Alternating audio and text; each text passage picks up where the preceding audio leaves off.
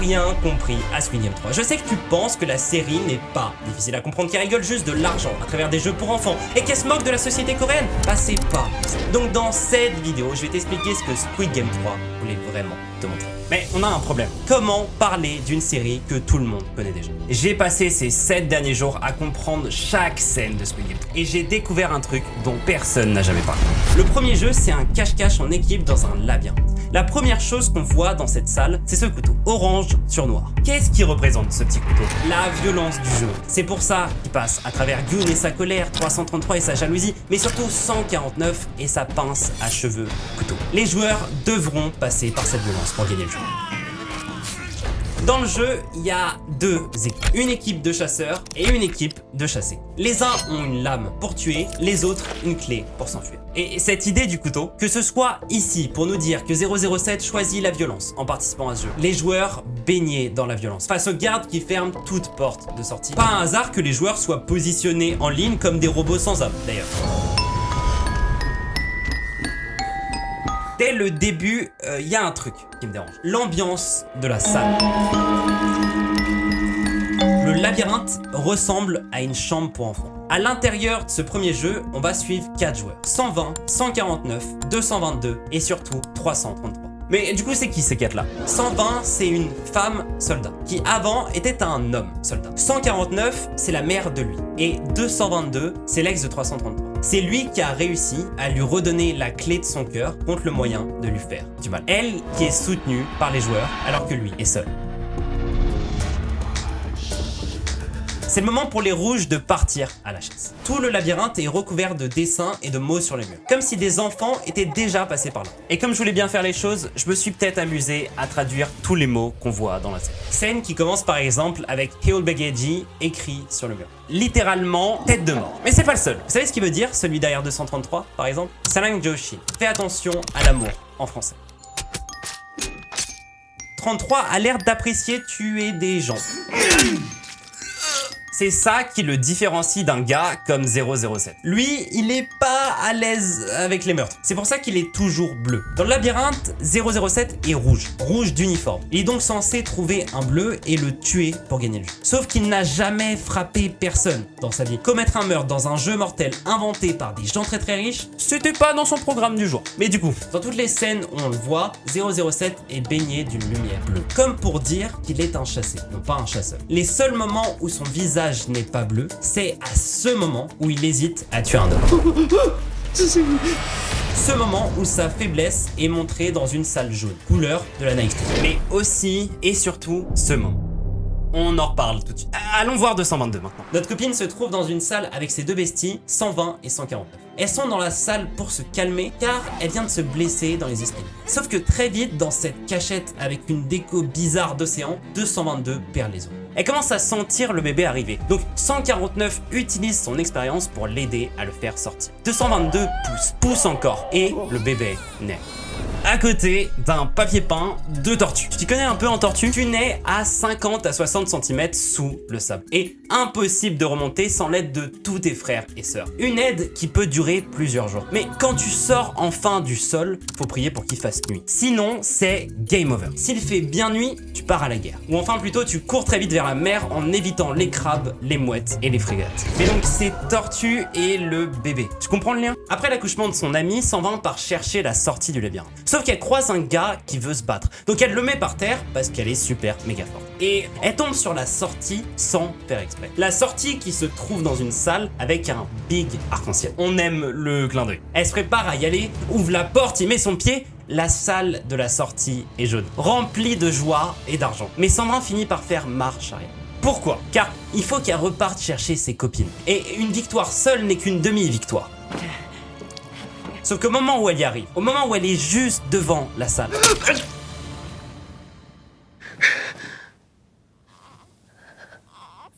il fallait bien que quelqu'un meure. Je veux dire, l'arrivée d'un nouveau membre dans la famille devait forcément causer le départ d'un autre. 120 a donné sa vie pour le bébé. Et c'est son père qui a permis l'échange. 333 devait survivre et sa fille aussi. Donc il a fait ce qu'il avait à faire et il a tué 120. Il a détruit son couple pour protéger sa fille. Lors de son meurtre, 333 se trouve au-dessus des deux femmes. Il les domine spatialement et est filmé comme un monstre. Mais pourtant c'est pas ce qu'il souhaite. Quand on le voit, il est filmé à sa hauteur, neutre et en position d'égalité. Mais quand il fait face à ses actes, 아니야 없어. même sa tristesse est niée par la série. On suit ses yeux regarder son bébé, mais qu'est-ce qu'on voit juste après? En tout cas, 149 ferme une porte de sortie. Elle veut trouver ce que 120 lui avait promis en revenant les voir. 그냥 끝날 때까지 여기 있으면 안 돼요? 애기 소리 때문에 누가 또 올 거예요. C'est 149 qui insiste pour trouver la sortie. C'est important ça. Il reste quelques minutes au timer. 아무도 못했어. Il n'a pas accepté de se faire violence pour faire violence aux autres. Il est resté faible et sans solution. Sauf qu'il lui faut une solution maintenant. 007 va mourir s'il ne la tue pas. Sauf que 149 lui a donné naissance. Donc elle crée un mur humain avec son corps pour 222. Mais 007 lui dit qu'il doit passer cet obstacle. Et comme sa mère lui avait promis, 불구덩이라도 뛰어들려면 뛰어들겠다고 나를 찔러. 007 refuse. Il court vers le bébé, hésite pendant 2 secondes à la vue de cet enfant sans défense. Mais ces 2 secondes suffisent à 149 pour utiliser la seule autre lame de ce jeu. Encore une fois, 007 n'a pu tuer personne. Donc quelle est la couleur qui domine lors de sa mort? Donc elle l'a fait. Sacré jeu, pas vrai? Le cauchemar ne fait que commencer. Le second jeu, c'est la corde à sauter. Une très grosse corde à sauter tenue par 2 très gros enfants. Les règles du jeu sont très simples. Il suffit d'arriver de l'autre côté du pont. C'est tout. Faut juste pas tomber sur le chemin. Entre les images en plongée, les contre-plongées, les poupées sont grandes et la série veut vraiment nous le montrer. Dans ce jeu, on va suivre Gyun et 222. 222 doit maintenant s'occuper d'un enfant et notre gars a promis de l'aider. Probablement par rapport à sa propre fille, quand on y pense. Dès l'arrivée dans le jeu, la série tient à nous montrer à quel point 222 est coincée. Elle est blessée au pied. Dans un jeu où rester en vie repose uniquement sur le fait de sauter avec ses pieds. C'est pour ça que la caméra est mise au niveau du sol. Gyun va l'aider. Il lui propose son aide en apportant le bébé de l'autre côté, puis en revenant la chercher. Il se met en danger pour elle. Et pendant qu'il fait ça, la série nous montre leur relation. Gyun est au-dessus de 222. Il promet de la protéger. Toute leur relation ne laisse pas 333 sans réaction. Sauf qu'il est loin. Loin et visuellement détaché d'eux grâce aux gardes. On apprend que Gyun doit emmener le bébé à la fin du pont car le Squid Game l'a rajouté dans son jeu. Un joueur en moins, un joueur en plus. Gyun monte sur le pont et l'épreuve commence. La série passe en mode action avec une caméra à la place du personnage, des gros plans sur les pieds de Gyun et beaucoup plus de vitesse dans le rythme. Gyun arrive devant un trou. La caméra l'observe, on a peur mais il le passe. Il continue d'avancer. La corde se rapproche de lui mais il réussit à l'éviter. Il sauve le bébé. Gyun pose le bébé dans des fleurs. Mais c'est au tour de 222 maintenant. C'est Gyun qui doit aller de l'autre côté pour la rejoindre. Sauf que les joueurs commencent à se ramener sur le pont. De plus en plus de joueurs montent dessus. Il y en a tellement que la caméra ne réussit pas à tous les suivre. Un mec arrive au bout. Il est trop heureux. Sauf qu'il se retourne et qu'il commence à pousser les gens qui arrivent derrière lui. Donc Gyun lui demande: 뭐 하는 거야? 게임하지. D'ailleurs, même la série joue avec la situation. Le fameux joueur est montré à l'avant, avec tous les autres joueurs peu visibles derrière. Tous les joueurs qui forment une ligne qui se dirige vers lui. Une ligne qui se dirige vers leur mort. Et ces joueurs sont cachés. On les voit mal dans le fond car ils ne sont plus personne. Ils sont juste les prochaines personnes qui vont tomber en bas. Il se tient juste à la sortie du pont. Il bloque le passage entre les jambes de la poupée. Gyun s'énerve contre le pousseur et commence à aider les gens à passer le pont. Il aperçoit 222 en train d'essayer de sauter, mais la caméra qui a de l'avance se trouve déjà au sol pour accueillir sa chute. Gyun n'est pas le seul à voir sa chute. Son rival ne peut plus revenir, donc c'est sa chance de la récupérer. 222 le voit toujours comme une menace. 333 ne lui laisse aucune liberté. 가자. 이러고 있으면 되죠. Il se bat pour lui-même. Et 222 n'est qu'un frein. Retour à Gyun. Le pousseur s'exécute, mais revient à la charge juste après. Il est plaqué au sol avec le trou juste à côté. Comme un indice, il est bloqué sur le pont à 2 doigts de mourir. Mais au dernier moment,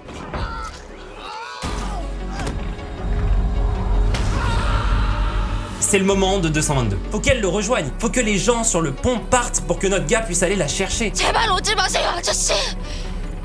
222 a abandonné. La caméra nous montre la distance qui les sépare. Avec aussi peu de temps au timer, c'est impossible. 도와주세요.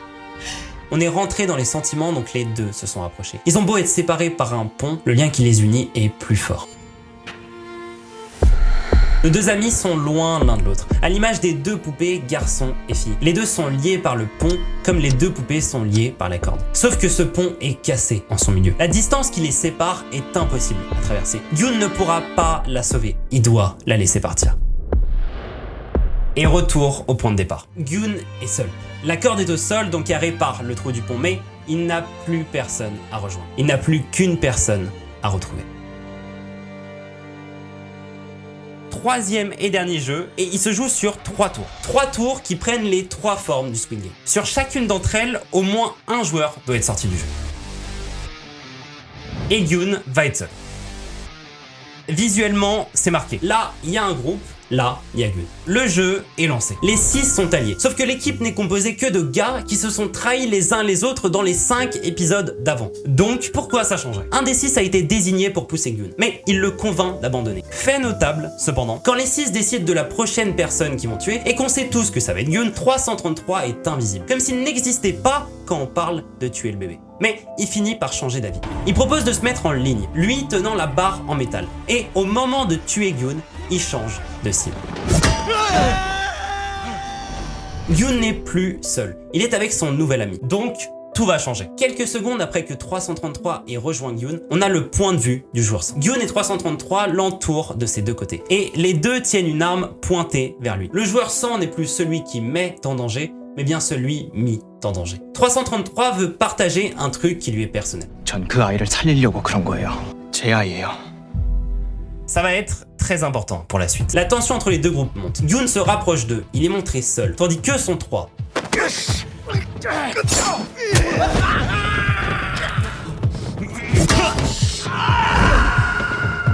Mais il reste plus que 3 joueurs maintenant. Ok, Gyun tient le bébé. 333 veut le récupérer. Comment ça va se passer? 아이 내 노라니까! Notre gars est sur la 3e tour. Maintenant, une tour rouge, couleur de la violence. Alors que Gyun est sur la 2e, bleue, couleur du calme. 333 cherche à s'éloigner visuellement de son acte, à imposer une distance froide, métallique, entre l'horreur de son action et l'enfant fragile qui en est la victime. Juste ici, on a un rappel de la scène entre Gyun et 222. La distance entre les deux, reliée par cette passerelle qu'est le bébé. Mais 333 pense que Gyun ne veut que l'argent. Il n'a toujours pas compris que notre héros souhaite protéger le bébé. 333 n'en a rien à faire du bébé. La preuve, j'ai compté le nombre de secondes où il le tenait dans ses bras. 90 secondes, dont 60 où il le tient au-dessus d'un fossé pour le tuer. Ça fait peu par rapport aux 3 épisodes entiers de Gyun. C'est aussi pour ça qu'il lui tournait le dos pendant la mort de 222 quelques épisodes plus tôt. Sa main tremble, son corps respire le stress. Le bébé peut tomber à tout moment. Et encore une fois, 333 n'assume pas son acte. Il tient le bébé à travers un sac, mais ne le regarde pas. Il n'assume pas ses actions et surtout pas la personne qu'il est devenu. Gyun retire sa veste, devenant enfin l'égal de son ennemi en étant habillé comme lui. Et c'est reparti. Très belle plongée pour nous montrer la mort qui est imminente. Contre-plongée pour nous montrer la remontée qui est impossible. Puis 333 tente de se tenir au vêtement de Gyun. Gyun peut enfin remonter. Tout le monde pense qu'il a gagné. Et il est à terre, un garde derrière lui pour rappeler qui le contrôle. Et là, rouge comme le sang sur sa chemise. Le Squid Game est trop puissant. Ces règles sont dures, mais tout le monde doit le suivre. Gyun va devoir mourir pour le bébé. Il se lève pour regarder la caméra, fixe les VIP en nous fixant nous aussi. Au revoir à notre héros, l'acteur principal de ce spectacle qu'on aura tant aimé, qu'importe à quel point il faisait souffrir ses participants. Au revoir Gyun, merci d'avoir écouté, c'était Slutty. D'ailleurs YouTube pense que tu vas adorer la vidéo qui est à l'écran, donc essaye et clique, ça peut être cool. Clique ou ça va mal finir.